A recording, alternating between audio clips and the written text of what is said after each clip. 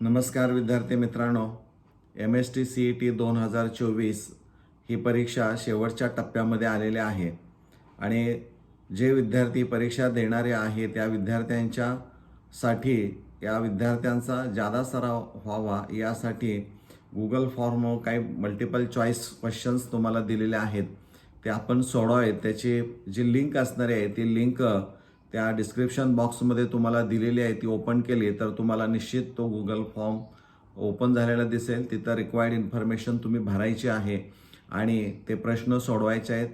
तुम्हाला प्रश्न सोडवला उत्तर बरोबर असेल तर अभिनंदन केलं जाईल आणि जर उत्तर चुकीचं असेल तर त्याचं करेक्ट आन्सर कोणतं असणार आहे याची माहिती त्यामध्ये दिलेली आहे।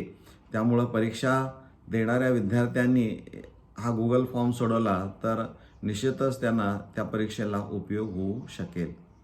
धन्यवाद।